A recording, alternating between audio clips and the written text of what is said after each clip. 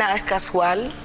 Yo vivo en la mitad de la selva, tomé un avión y crucé de la costa pacífica a la costa caribe, a Cartagena, para encontrarme con eso, con seres que a veces uno desde la realidad local cree que nadie más está haciendo lo que uno hace o que uno está completamente solo.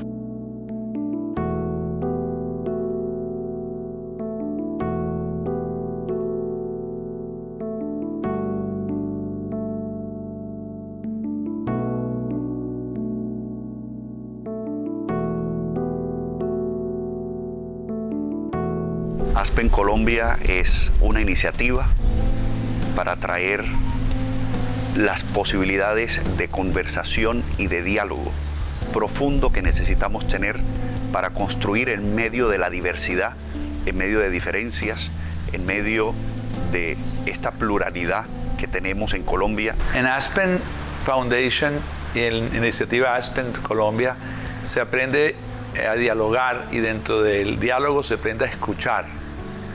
Y es más importante aprender a escuchar que aprender a hablar o a decir. Un espacio nuevo en donde acudimos a lo más valioso y a lo más básico de las relaciones humanas. No solo me parece pertinente y enriquecedor, sino que me parece que yo necesito estar rodeada de gente optimista, gente que cree en Colombia, gente que cree que tenemos la posibilidad de unirnos y podemos generar impacto alrededor nuestro. Yo creo que es una oportunidad espectacular de poder conectar un conocimiento, una experiencia, una metodología que lleva 70 años en desarrollo con las realidades y las necesidades colombianas.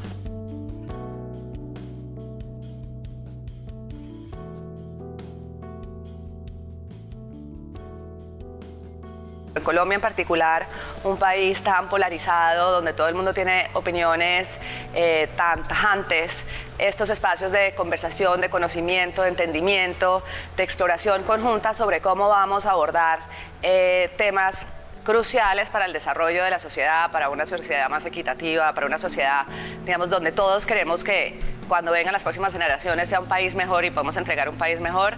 Estos son los espacios que se necesitan. Creo que hay una promesa en perspectiva cómo construimos juntos para visiones, para mejorar las condiciones, digamos, sociales, políticas, económicas del país. Necesitamos mucha creatividad para poder enfrentar este nuevo mundo y tenemos que aprender a reflexionar. Y el conocimiento por el conocimiento es válido y no debemos dejarlo perder. A veces los colombianos no nos conocemos a nosotros mismos y este tipo de espacios permiten eso, a partir del intercambio y a partir de compartir experiencias. Bueno, compartiré como mi experiencia de haber escuchado diferentes voces. Entonces me llevo abrazos, sonrisas, pensamientos y sobre todo el corazón de mucha gente de todos los lugares del país y del mundo que me parece que me nutren y me reconfortan.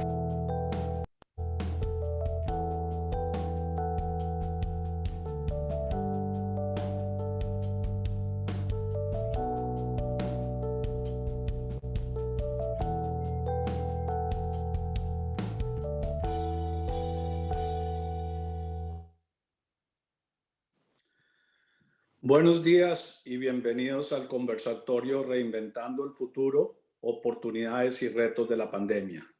Yo soy Felipe Medina, el presidente interino de la Junta Directiva de la iniciativa del Aspen Institute para Colombia.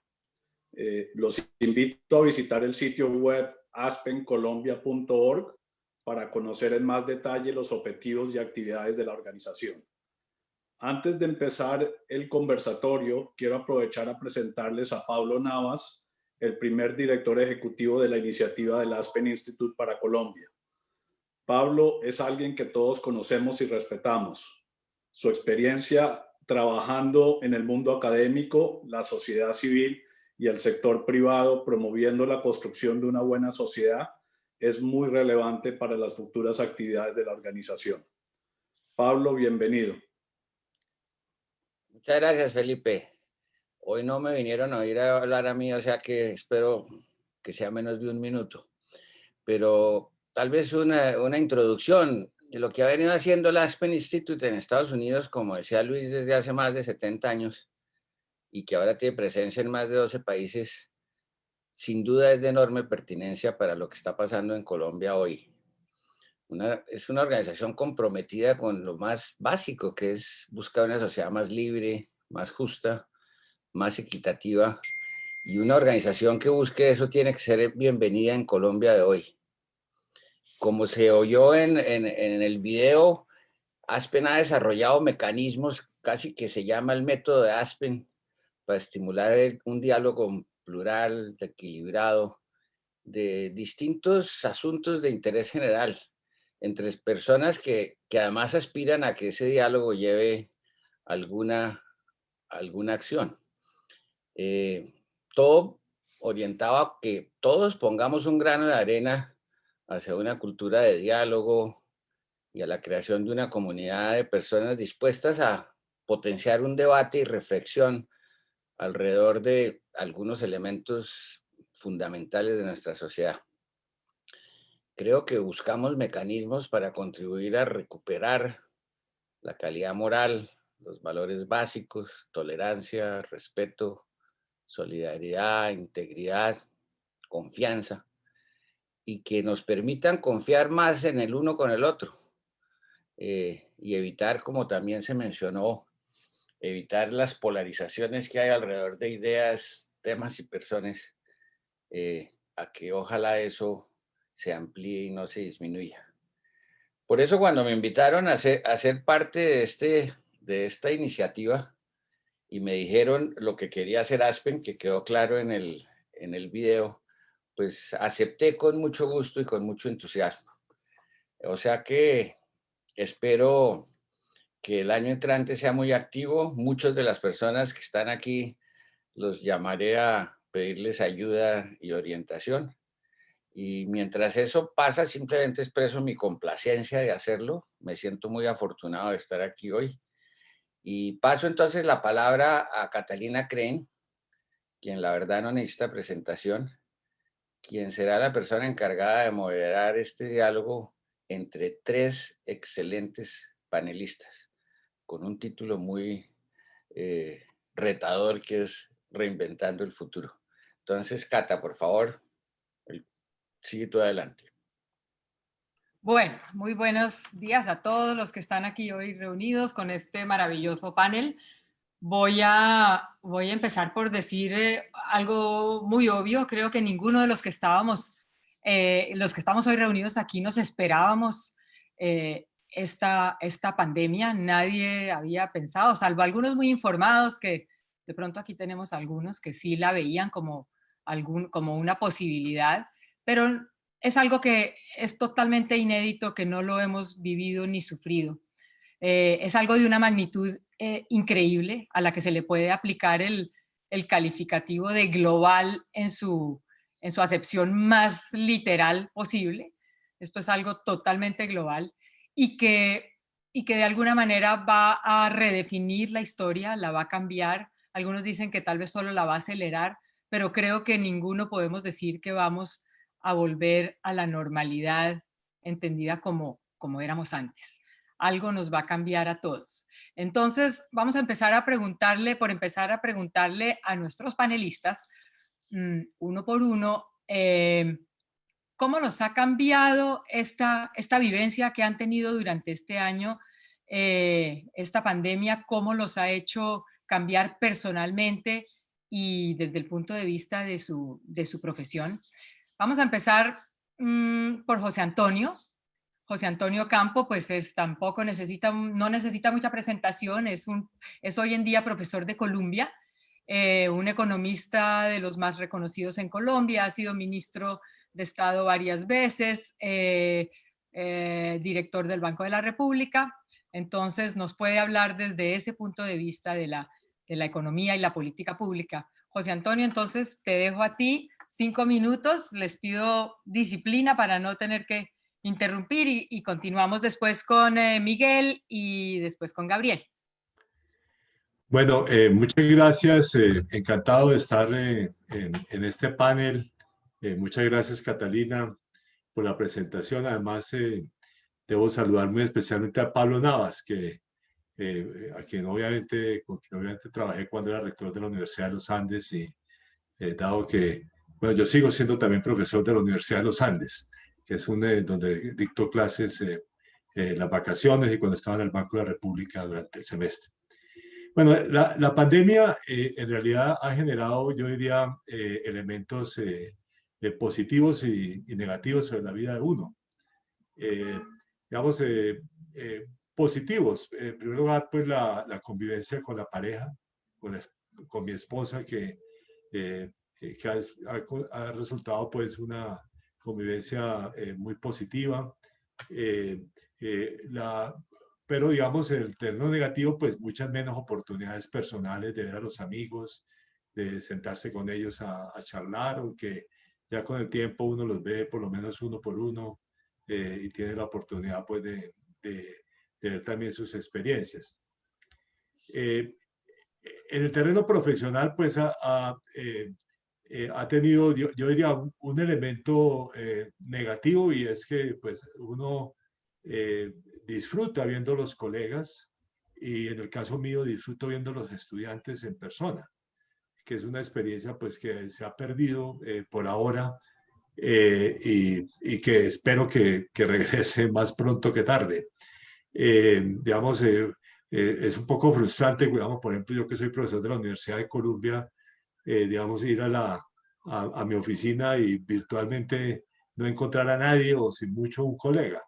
Digamos, es una experiencia, digamos, un poco peculiar, digamos, para ponerlo de alguna manera.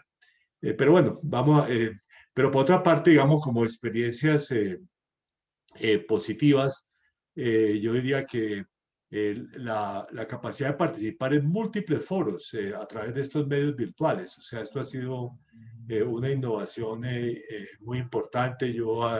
Hay semanas en que tengo más de una conferencia diaria,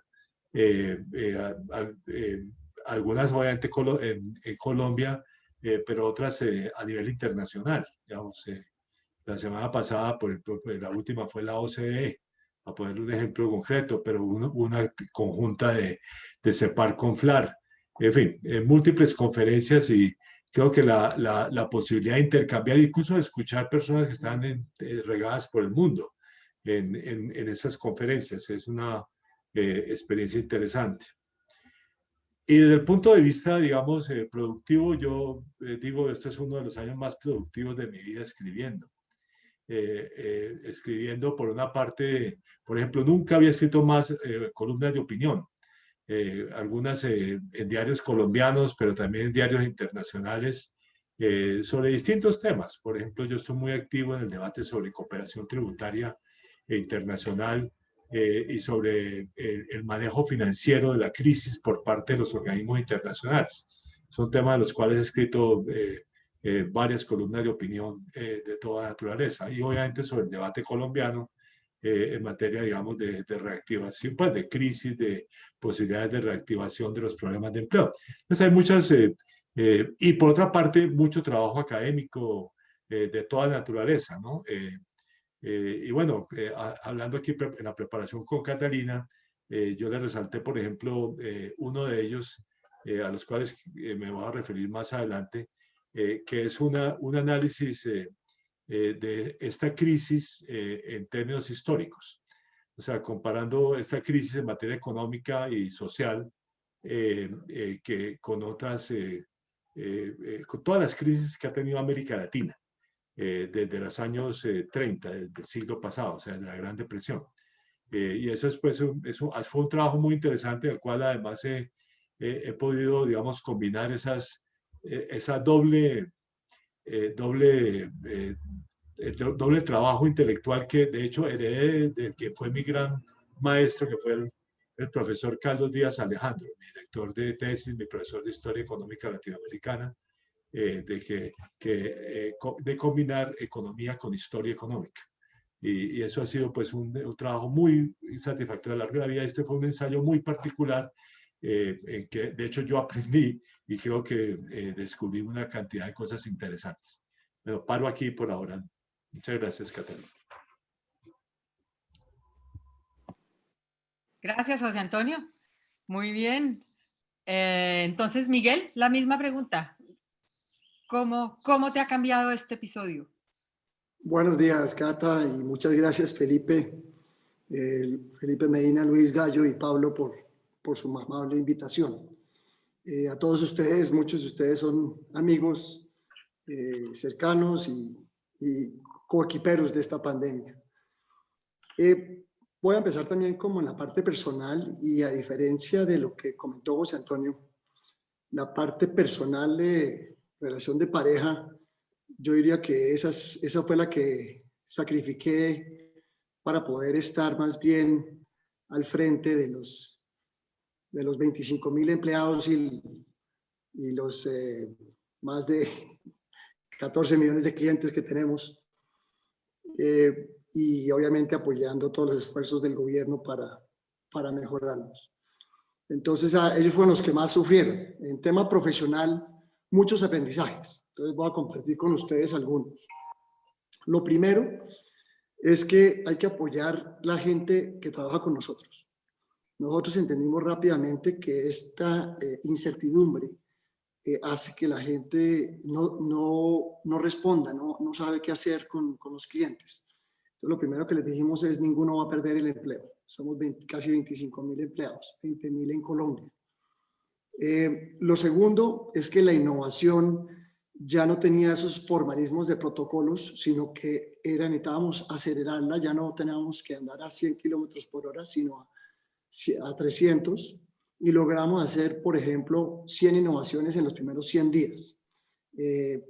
Lo tercero es el apoyo incondicional de los accionistas. Es una gran diferencia, porque ellos estuvieron dispuestos a perder para poder ayudar primero a los empleados nuestros, quienes son los que ayudan a nuestros clientes, y a su vez poderle ayudar a las comunidades.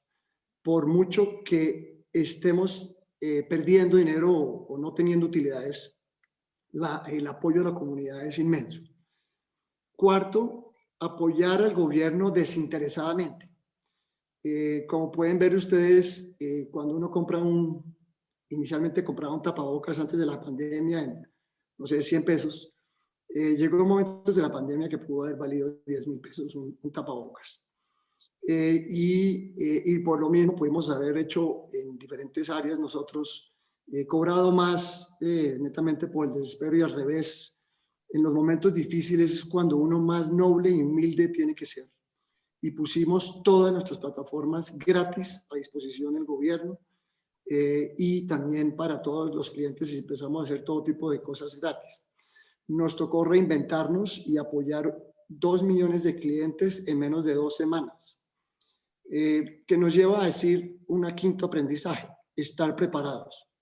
Nosotros teníamos ya toda la gente en la casa el marzo 15, entendimos, un mes antes habíamos dicho todo el mundo tiene computador, dijeron que sí, después cuando se fueron a dar cuenta, pues sí, el computador de la casa era para el niño, para la mamá y para el papá. En el caso nuestro, el Grupo Bolívar, el 62% son mujeres, y nos tocó comprar 10,000 computadores en esas últimas semanas. Entonces, al estar listos, poder apoyar a los clientes nuestros. Siempre, otro aprendizaje es que siempre va a haber algún gobernante que trate de dañar la reputación y de desesperar y crear caos. Y lo importante aquí es esa calma, ese equilibrio. 7, tenemos que estar preparados para salidas, para medidas populistas. Otro punto es el tema de los fintech y los big tech. Sin duda alguna, este es el momento para ellos, y nosotros nos volvimos fintech y big tech. Por ejemplo, en nuestra plataforma de Plata pasamos de 6 millones de clientes a 1.2 millones de clientes en estos meses. Hemos estado, es muy importante las alianzas. Para nosotros, tanto las alianzas en la fundación como en las empresas, para poder crear valor a la comunidad y a nuestros agentes, a nuestros empleados. Y lo último es qué tipo de liderazgo vamos a tener y cambiar ese liderazgo para que sea mucho más participativo y mucho más ese líder que apoya a la comunidad, que apoya a los clientes, que apoya las estrategias.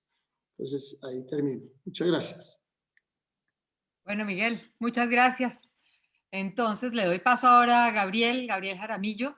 Gabriel fue un banquero internacional durante buena parte de su vida, que hace varios años ya se reinventó, cambió de profesión, ha tenido varias ocupaciones después. Se ha ocupado mucho del tema de la salud pública en el mundo a nivel internacional. Entonces creo que él nos va a dar, sobre todo más adelante, una visión muy interesante que no tiene prácticamente sino él. Pero ahora le preguntamos nuevamente por su experiencia personal, cómo has estado, qué te ha cambiado en esta pandemia, cómo la has vivido. Tu micrófono. Gabriel, tu micrófono tienes que encenderlo. Gracias. Perfecto. Gracias a todos. Es un placer estar aquí con ustedes hoy. Muchas gracias a Aspen por conectarme nuevamente con tantos amigos. La pandemia, pues, es como un encuentro de diferentes sentimientos, todos ellos grandes, intensos, fuertes, porque es una situación que nunca, por lo menos, soñábamos que se podría presentar. Para mí ha sido una proximidad familiar que no había tenido realmente y que he experimentado de una manera muy rica. Me di cuenta de un tipo de vida que estaba llevando y no era consciente que estaba en ese tipo de vida, por ejemplo, en las juntas directivas, una junta directiva en Ginebra, una junta directiva en Miami, otra en Monterrey, otra en Sao Paulo, otras en Colombia, y realmente vivía en un aeropuerto y vivía viajando de un lugar para el otro en un estilo de vida que me parecía que era lo normal. Pues la pandemia me aterrizó y me hizo apreciar poder vivir en el campo, poder escuchar las aves, poder pensar, poder participar muy activamente por otros medios, y eso ha sido como un enriquecimiento personal muy bueno. Lo otro, desde el punto de vista profesional y en el tema de salud global, pues ha sido fascinante ver cómo ha respondido el mundo con muy poca coordinación a esta pandemia y llegando directamente al punto de las vacunas, que me ha parecido fascinante el tema, pues ver cómo una empresa global se puso a funcionar donde los países ricos, sin ningún concepto de solidaridad, cero, sin reuniones entre ellos realmente, pusieron el dinero para que se hiciera una empresa que hiciera lo imposible. Lo que se hace en 20 años, hacerlo en menos de un año. Y dar el dinero y dar las condiciones para que científicos de todas las partes del mundo del conocimiento, ingenieros de todas las ingenierías, profesionales, biólogos, médicos, absolutamente todos a trabajar con un concepto. Aquí está el dinero y el riesgo es nuestro. Un mandato, hagan esto. Y esos países, realmente cuando miremos históricamente lo que sucedió acá, nos vamos a dar cuenta que hicieron un bien global increíble. Pero no lo hicieron con ese concepto, lo hicieron con el concepto de salvarse ellos. Y salvándose ellos, están salvando la humanidad. Es una cosa muy linda, una manera diferente de verlo. Y esa ha sido, digamos, una experiencia muy bonita, ver eso suceder. Y hoy lo estamos viendo. Hoy aprobaron la primera vacuna en Inglaterra, una cosa que parecía imposible. Y ese dinero lo pusieron unas pocas naciones totalmente descoordinadas. Y finalmente, ver cómo el mundo más frágil, el mundo de países de ingreso medio, de ingreso bajo, también encontramos la manera de reunirnos, de hacer una coalición, y tal vez la primera gran coalición que se hace en el mundo moderno desde el siglo pasado, sin que Estados Unidos esté en el medio de esa coalición.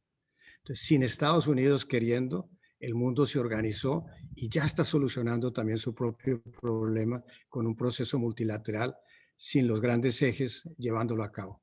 Entonces eso ha sido muy interesante y lo dejo por ahí. Bueno, gracias, Gabriel.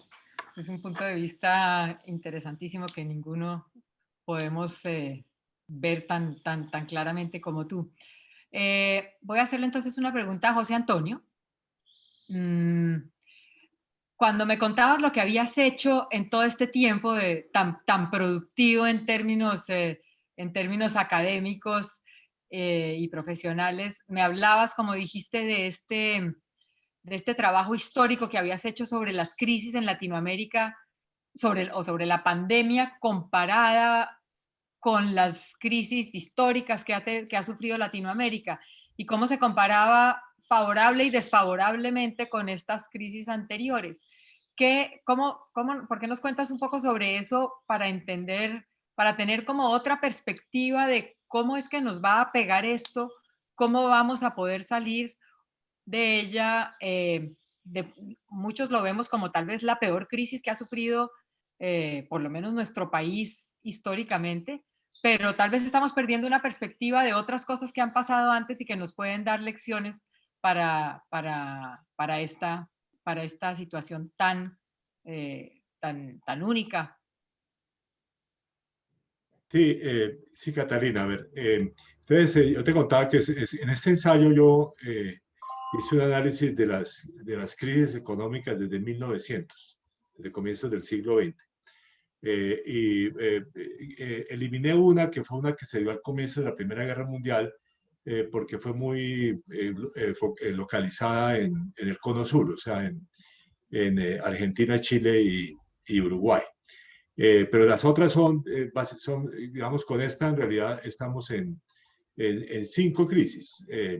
La 12 muy larga, de larga duración, para ponerlo de alguna manera, que fue la Gran Depresión de los años 30 del siglo pasado, como efecto del colapso de Wall Street en 1929, y la crisis de la deuda latinoamericana de los años 80. 2 crisis que fueron un poco más cortas. La crisis que sucedió al colapso de Asia Oriental en 1997, que de hecho golpeó muy fuertemente a Colombia. Después de esa crisis es la que más nos ha golpeado en el año 1999. Esa fue una crisis de unos 5 años y la crisis que yo con otros he venido a llamar la crisis del Atlántico Norte, que fue la crisis esta del 2008-2009, que se llama la crisis financiera internacional, pero con otros decimos, bueno, si ocurren en un mundo en desarrollo tienen nombre, la crisis latinoamericana, la crisis asiática, pero si ocurren en Estados Unidos son globales, no. Entonces debemos llamar Atlántico Norte porque era Estados Unidos con Europa Occidental, digamos que fueron los epicentros de la crisis.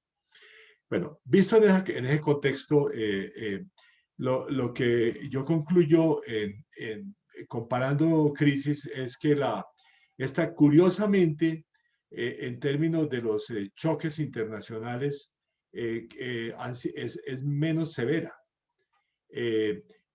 O sea, cogemos tema por tema, el financiamiento externo. En esta crisis, por ejemplo, el mercado de bonos internacionales para América Latina solamente estuvo interrumpido como 2 meses y desde mediados de abril se recuperó. En la crisis del Atlántico Norte fueron más de 12 meses.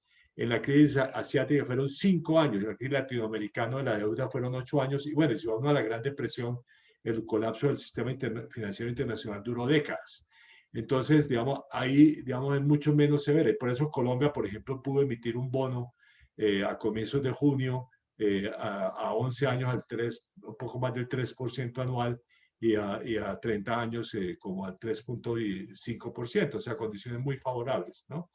En fin, en materia de comercio, esta crisis curiosamente se recuperó. El colapso fue fuerte inicialmente, pero la recuperación también ha sido más fuerte. Y de hecho América Latina, en términos de valores constantes, está exportando más hoy que antes de la crisis. Y en remesas, la crisis del 2008-2009 generó una caída muy fuerte de remesas que duró como 5 años. En esta crisis, las remesas de América Latina están aumentando. En Colombia incluso hay un ligero aumento de las remesas. Eso depende mucho de dónde vienen las remesas. Vienen de Estados Unidos, entonces ahí parece que parte del apoyo que recibieron los hogares de Estados Unidos se reflejaron en mayores remesas a latinoamericanos. Los países del sur sí tienen problemas porque los trabajadores que están en Chile o en Argentina o en Brasil, digamos, sí fueron negativamente afectados. Ahora, eso quiere decir que esta crisis es más el efecto nuestro, digamos, de cómo nos ha golpeado a nosotros que cualquier otra cosa. Yo diría que cuáles son algunas características, pues la peor de todas es el efecto social, sobre todo, digamos, sobre yo diría los trabajadores informales urbanos que han sido muy golpeados. Y ahí tenemos un choque enorme. Digamos, para América Latina, la CEPAL ha calculado que estamos regresando 15 años atrás en materia de pobreza. O sea, 45 millones más de personas pobres en América Latina. En materia de empleo, el segundo trimestre hubo una caída de 47 millones de puestos de trabajo. En Colombia hubo 5 millones. O sea, digamos, el golpe social es enorme. Eso tiene un aspecto positivo. Creo que obligó a los gobiernos a pensar en cómo apoyar a hogares pobres de forma mucho más eficiente. Y bueno, y como lo dijo Miguel, también las empresas a ver cómo apoyaban a sus propios trabajadores, ¿no? Entonces, ha sido como una experiencia positiva en ese campo.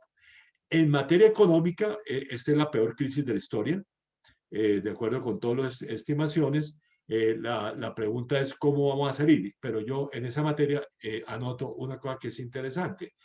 Esta crisis nos golpeó muchísimo porque veníamos después de 5 años de crecimiento muy lento y en algunos casos de franca recesión, por ejemplo la peor recesión brasileña, una recesión mexicana, una recesión fuerte de Argentina, en fin. Entonces veníamos de una crisis, Colombia también con un periodo de lento crecimiento. Entonces nos golpeó encima de una situación floja. Y por eso vamos a tener, como se dice ahora, una nueva década perdida en América Latina que va a durar incluso de pronto un poco más de una década. O sea, mi análisis es 2015 a 2024, pero es posible que dure un poco más del 2024. Bueno, síntesis breve de esta historia. Están súper sintéticos. Muy, muy disciplinados con el tiempo, pero eso nos va a dar oportunidades, pues, de algo que quiero hacer, y es que dialoguen un poco entre ustedes. Al final de estas 3 intervenciones de cada uno, yo quiero que piensen en una pregunta que le quieran hacer a uno de los otros panelistas, porque me parece que deben haberles surgido reflexiones interesantes de lo que han dicho los demás. Entonces, me gustaría que hiciéramos un poco esa conversación entre los 3 panelistas, para aprovecharlos al máximo. Voy con una pregunta para Miguel. El Grupo Bolívar, Davivienda, siempre ha sido una empresa que se ha identificado como una empresa basada en principios y valores, una empresa que mira hacia la sociedad. El otro día que oía un diálogo entre tú y tu papá en algún seminario virtual de estos, me pareció muy interesante oírlos hablar, casi que hablaban de la familia y de la empresa como una misma cosa, o por lo menos traduciendo los mismos valores de la familia a la empresa. Eso no es algo tan generalizado y tan común, y bueno, por eso estás aquí, porque realmente tienes algo que decir sobre ese papel que deben jugar las empresas. Después de esta pandemia ya nos dijiste un poco cómo habían reaccionado, pero ¿cómo ves hacia adelante, hacia el futuro? ¿Cómo ves el rol de tu empresa en particular y de una parte muy importante que es la Fundación Bolívar Davivienda, a la que le han puesto ustedes tanto empuje y que la han convertido en una entidad filantrópica realmente importante y de punta? Entonces, ¿qué nos dices hacia el futuro? ¿Cuáles son las prioridades para ustedes hacia adelante? Muchas gracias, Cata. Sí, efectivamente, nosotros tenemos un propósito superior de todo el grupo, que es enriquecer la vida con integridad. Muchas empresas tienen el modelo de enriquecer los accionistas independiente de lo que está pasando en el resto de la comunidad, y nosotros somos al revés. Tenemos que enriquecer a agregarle valor a nuestros clientes y a nuestras comunidades, nosotros como empleados. Y eso lo hacemos desde las empresas como desde la fundación.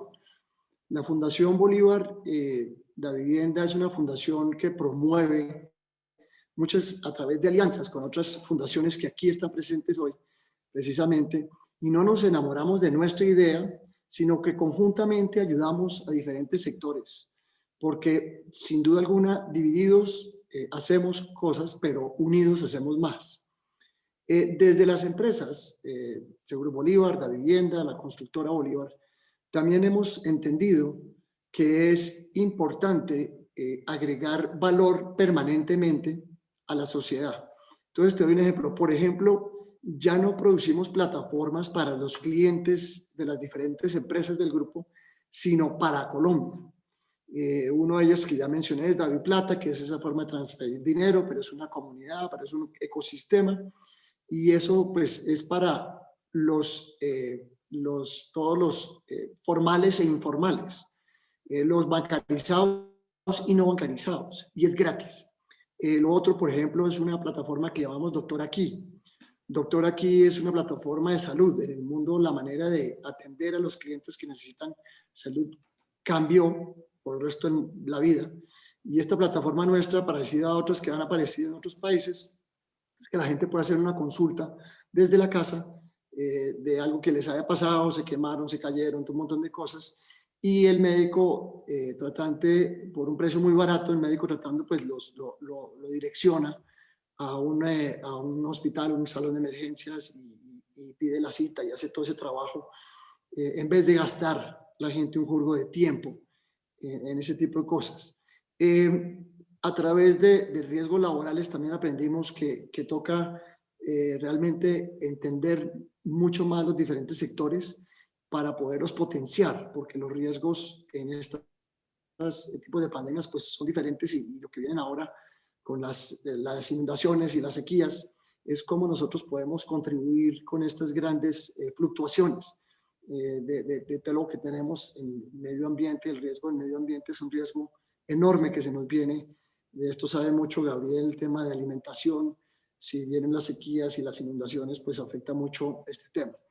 Diría yo que esa combinación de esas causas nobles desde las empresas y desde la fundación es la única manera que nosotros vamos a poder mantener lo que llaman ese mal dicho, ese capitalismo que mucha gente cree que es solo para los accionistas, pero no, es ese capitalismo consciente que es primero los clientes y la comunidad y después, gracias a ese esfuerzo, los accionistas serán retribuidos.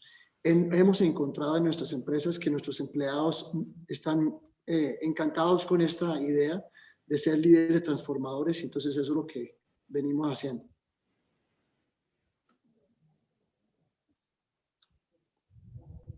Gracias Miguel.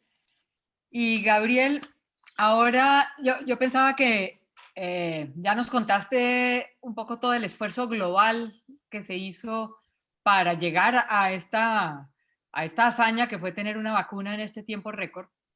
Ahora, ¿cómo estás viendo tú para Colombia?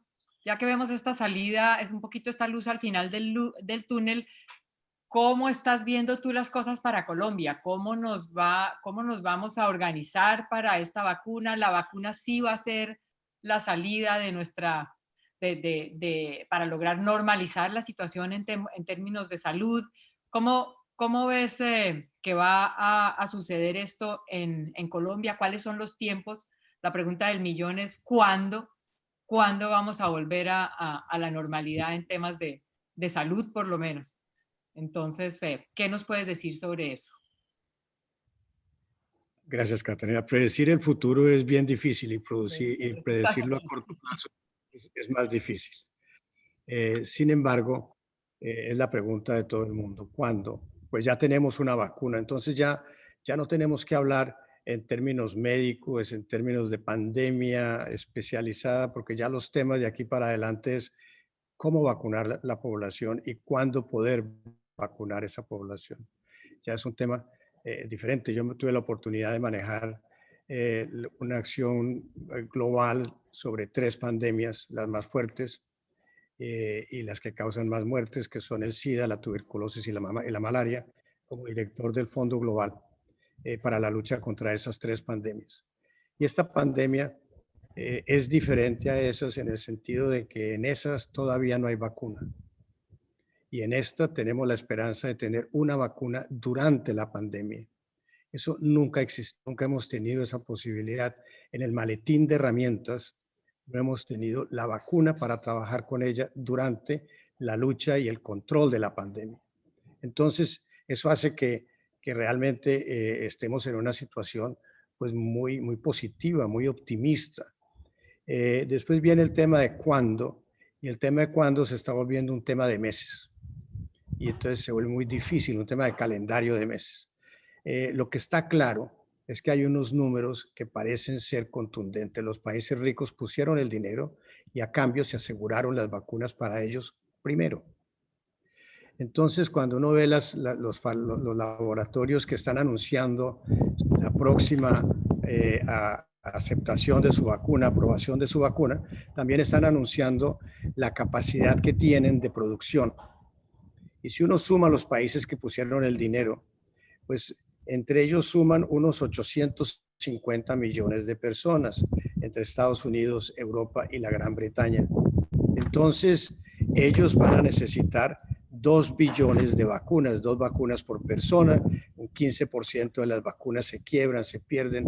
Es lo normal en esa industria, es lo que se usa para calcular. Entonces, si uno toma 850 millones de personas por 2, por 1.15, le llega a los 2 billones. Y lo que están anunciando esos laboratorios que van a producir está alrededor de 2 billones para el año 2021. Lo que quiere decir es que va a haber vacunas para los países que hicieron el milagro de que estuviera disponible y que seguramente vamos a ir recibiendo nosotros vacunas, comprándolas o suscribiéndonos a sistemas multilaterales como COVAX para unas poblaciones que están más en riesgo y comenzaremos a vacunar. Pero la gran vacunación y la que va a atacar la pandemia y que tiene la perspectiva de pararla será hacia el año 22 para los países como Colombia. Es posible que un país tenga un chapulín colorado y saque un conejo de sombrero y consiga tener su vacuna antes que Estados Unidos. Pues es posible, pero no es muy probable. Yo creo que el manejo de las expectativas en esto es fundamental. No parece ser objetivamente, viendo los números, se puede tener la expectativa de que en Colombia podamos hacer una vacunación en masa en el año 2021. Los números no acompañan ese tipo de... Entonces, si el mundo de los negocios, las personas, tenemos ese tipo de expectativa, pues nos va a ir mejor porque nos quedan las soluciones no terapéuticas, que son supremamente efectivas. El tapabocas, el distanciamiento, el lavado de manos y un programa que está en manos nuestras, que es pruebas y tracking, tracing y pruebas. Si nos dedicamos a eso, tendremos un buen 2021 y podemos actuar con la esperanza de que hacia el 22 y el 23 podamos vacunar toda nuestra población y salir de esta situación. Esto todo se puede correr 3 meses hacia adelante, 3 meses hacia atrás. Nadie tiene suficiente conocimiento para determinar eso. Pero digamos que esos son como los puntos principales. Los países ricos financiaron esto, los países ricos se van a vacunar antes. Y después de los países ricos, los países que tienen el conocimiento industrial, la capacidad industrial para producir estas vacunas, principalmente la India. Entonces la India va a producir gran parte de las vacunas y ellos van a dejar un buen porcentaje de esas vacunas para su población. Y es absolutamente correcto que lo hagan. Entonces, los países ricos, los países con una base industrial para este tipo de biológicos, y ahí tenemos una población muy grande. La India ha anunciado que quisiera que por lo menos el 50% de las vacunas producidas en su país pasen a su población. Eso nos colocaría en unas 700 millones de vacunas adicionales, de 1.400 millones para 700 millones de personas. Entonces yo diría que el tren está copado hacia el año 21. Vamos a hacer unos esfuerzos, sucederán cosas como personal de ancianos realmente encima de 85 años en lugares, en ancianatos y ese tipo de instituciones, las personas del sector salud más expuestas y todo eso. Felizmente vamos a poder atenderlos en el año 21. Mi percepción es que no mucho más. Ya. Bueno, pues es una perspectiva muy clara, no tan optimista como uno quisiera oírla. Los empresarios y los economistas tendrán que hacer sus estimaciones de qué nos va a seguir pasando con este distanciamiento social que va a ser obligatorio, entonces, según dices, un año más. Bueno, como les decía, me parece que abrimos ahorita entonces un espacio para que, si ustedes quieren hacerse preguntas entre sí, quién quiere empezar, y tenemos un tiempo para una conversación entre ustedes. Ah, bueno, los tres están listos. ¿Quién empieza? Bueno, José Antonio. Tienes el micrófono apagado. Sí, no, una pregunta de hecho para Gabriel, digamos, sobre este tema de las vacunas. Digamos, en el año 2001, cuando estaba en furor el SIDA, a nivel internacional, se aprobaron unas excepciones en materia de propiedad intelectual, en materia de medicamentos, en la Organización Mundial de Comercio, ¿no? Que es la que regula, digamos, estas normas. Y eso permitió otras cosas, por ejemplo, que la India produjera una gran cantidad de medicamentos baratos, para ponerlo de alguna manera, mucho más baratos que los de las empresas farmacéuticas principales para destruir el mundo. Digamos, también Brasil, por ejemplo, lo hizo, ¿no? Entonces la pregunta es, ¿en qué medida podría eventualmente adoptarse una norma de esas que permitiría precisamente que mucho más, digamos, en América Latina, por ejemplo, digamos, Brasil, dicen que México también tiene alguna capacidad, Argentina, alguna tenemos nosotros aquí en Colombia, que podríamos convertirnos también en productores de vacunas, ¿o no? Hay varios temas, José Antonio. Uno es el tema de solidaridad. En el 2002 o el 2000, cuando el SIDA se convirtió en una amenaza percibida para el mundo desarrollado, hubo una reacción solidaria y se creó el Fondo Global como una institución privada en Suiza que hoy maneja 40.000 millones de dólares para esa pandemia y otras. Se formó Gavi para las vacunas, se hicieron unas cosas enormes. Ese mundo solidario no está articulado para esta pandemia. Digamos que ese es un tema que tenemos que tener en cuenta. Segundo, hay un elemento que es la ansiedad. Y la ansiedad ha hecho que a cualquier costo hay que conseguir la vacuna, inclusive en forma irracional, porque desde un punto de vista de comunidad global no es muy racional querer vacunar a las personas que tienen poco riesgo y no ayudar a otros países a que primero vacunen las personas que tienen mucho riesgo. Porque la pandemia no se acaba sino cuando nos vacunemos todos. Si se nos quedan unos países por fuera, la pandemia siguió ahí, siguió la misma amenaza. Entonces, nosotros tenemos que ser, no es un mundo muy solidario en este sentido. La ansiedad ha hecho que esos temas no progresen y el precio, de alguna manera, está en la ansiedad que a cualquier precio los países están dispuestos a comprar la vacuna y después vendrá ese tipo de discusiones. Esa es un poco mi perspectiva sobre ese tema. Miguel, si quieres, haz tú entonces ahora tu pregunta. Muchas gracias. Muy interesante, Gabriel. Pregunta para Juan Antonio. Me imagino que todo el mundo te la ha hecho.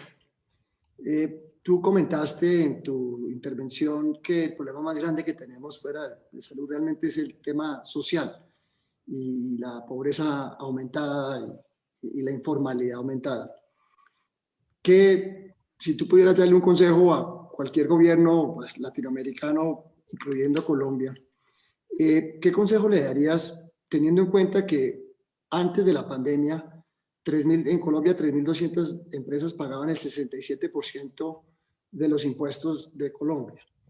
Hoy esas 3.200 empresas no sé si existen, pero las que sí existen, pues tenemos todas unas utilidades muy disminuidas, entonces puede ser que ya no cubramos el 67% y si sí lo cubrimos, pues puede ser que es de un pie, de una torta mucho más chiquita. Pero, y si el gobierno no se puede endeudar muchísimo más, ¿cómo estimular para que haya más empresas, para que haya más empleo? Si se suben mucho los impuestos, pues matamos a la gente que quiere empezar sus nuevas empresas. ¿Qué le dirías a ellos que deben de cuidar y cómo lograr este balance tan precario entre tratar de ayudar a los más necesitados y no destruir a las empresas mientras que lo hacen? Sí, bueno, en términos de ayuda a necesitados, yo diría que, pues yo lo he escrito ya, digamos, lo que necesitamos es un gran programa de creación de empleo, digamos, de emergencia, para ponerlo de alguna manera, que yo creo que tiene que ser una mezcla de pequeños proyectos hechos en todo el territorio, apoyados por el gobierno nacional, también con apoyo de los gobiernos departamentales y todo municipales. Hay que recordar que mucha de esta crisis realmente es municipal, digamos, de las grandes ciudades.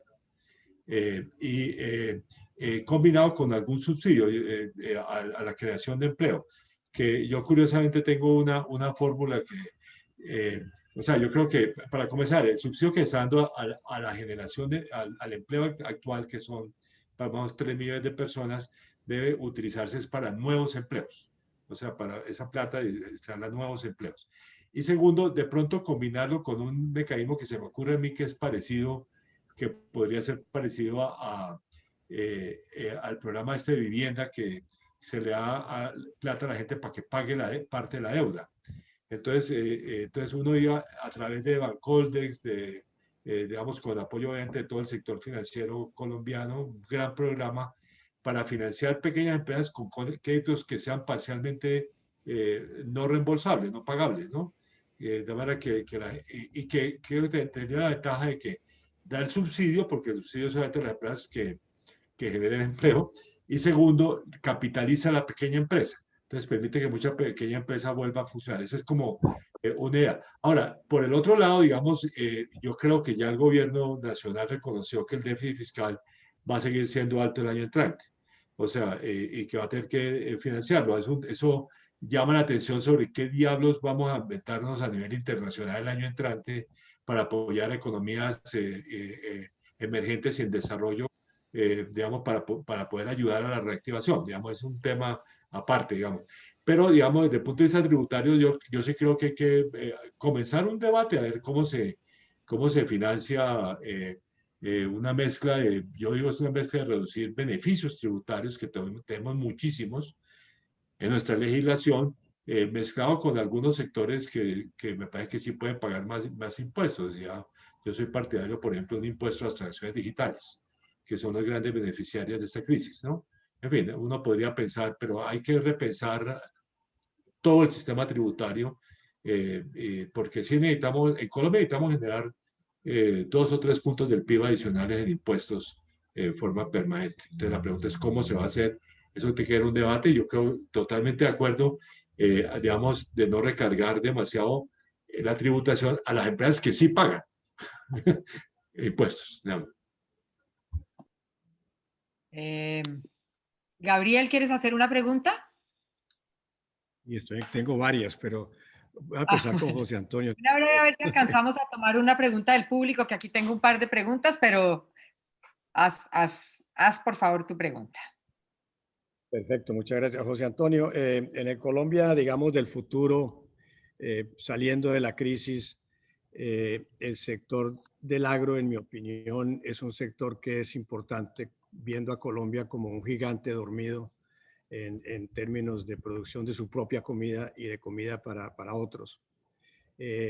¿Tú cómo ves ese sector desarrollarse y por qué no se ha desarrollado? ¿Por qué Colombia, los que lo ven desde afuera, lo ven como el gigante dormido, y otros países como Perú y Brasil y Argentina y Paraguay y Uruguay, para no mencionar más, son productores de comida de una manera importante?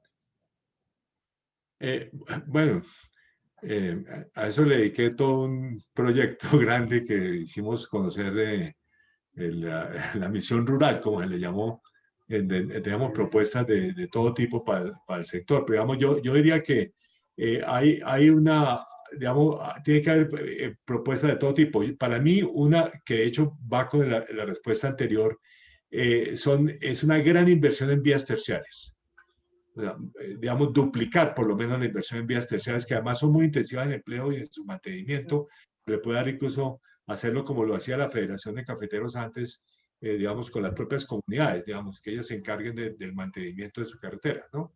Ese es como otro tema en el cual realmente estamos muy flojos y hay que ver cómo se da un salto adelante, es transferencia de tecnología, que ahora además tiene que tener el elemento digital, ¿no? Digamos, de cómo la gente puede tener información, digamos, de todo tipo, puede tener, consultar expertos por la vía digital. O sea, lo que dio el censo agropecuario hace unos años fue dramático, que menos del 10% de los agricultores colombianos tenía acceso a, ¿no? Bueno, y otro elemento importante sí es más investigación. O sea, yo creo que y más transferencia de tecnología y a ver cómo se hace. Digamos, digamos, hay unos sectores que lo han hecho muy bien, digamos, en materia de productividad. Digamos, aquí en Colombia puede decir, bueno, mal que bien tenemos el principal centro de investigación cafetera del mundo, ¿no es cierto? En materia azucarera también tenemos una activa productiva en materia de palma, digamos, para mencionar algunos sectores, pero hay otros que no lo tienen. Y entonces hay que hacer, creo que, un salto muy importante, incluso en grandes innovaciones. Y la mezcla de eso, por ejemplo, para el sector ganadero, que veo que allá estás dedicado a eso, en el Bichada, por ejemplo, cómo se hace una gran fomento silvopastoril, que tiene unas posibilidades, me parece, importantes de incluso de productividad, pero con sostenibilidad ambiental, es muy importante. Esa es una nueva tecnología que habrá que ver cómo se desarrolla además, y como siempre ocurre con el sector agropecuario, con características locales, ¿no? Pero además, cómo se hace para proyectos incluyendo pequeños productores. Cuando estaba en el Banco de la República, curiosamente hice un proyecto con unos jóvenes sobre agricultura familiar. Básicamente revisando experiencias que había hecho básicamente varias fundaciones de Colombia, la Fundación Alpina y otras fundaciones que han trabajado mucho. Y una de las cosas que nos sorprendió más es que en algunos casos logran triplicar la productividad de un pequeño agricultor o un pequeño ganadero. Por ejemplo, había proyectos en los cuales leche, digamos, lograban triplicar la producción con pequeños cambios tecnológicos de mejores pastos, mejor cuidado, etcétera, etcétera.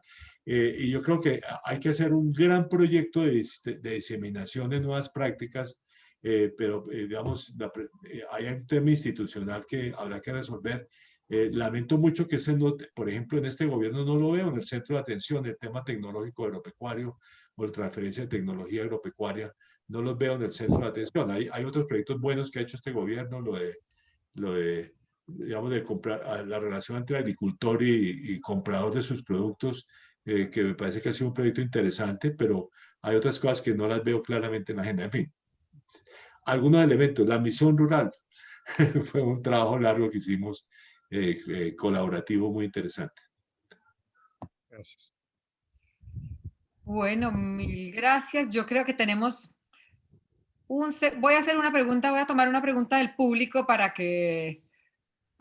terminar. Tenemos muy pocos minutos, pero voy a terminar con una pregunta, voy a escoger una pregunta sobre el tema de la pandemia para Gabriel. ¿Qué tenemos que hacer para tener capacidad de producción de vacunas en Colombia? ¿Qué debe hacer el sector empresarial para promover esto? Entonces, muy, muy breve, porque se nos está acabando el tiempo, y después le voy a dar el paso a Pablo Navas para que clausure esta reunión. Ese es un tema para la próxima pandemia. Es importante, los países van a querer responder de tal manera que tengan su propia capacidad. Van a requerir no es un negocio de grandes márgenes, es un negocio de grandes volúmenes. Habrá soluciones regionales, soluciones de país, pero hacer una fábrica de vacunas y desarrollar vacunas requiere una infraestructura de conocimiento y de parte tecnológica de producción que requiere un dinero grande, que no será difícil conseguir, y requiere también un tiempo bastante largo. Estamos hablando de inversiones importantes y complejas. ¿Y tú crees que un país como Colombia debería hacer esa inversión para estar preparada para la próxima pandemia? Yo creo que sí.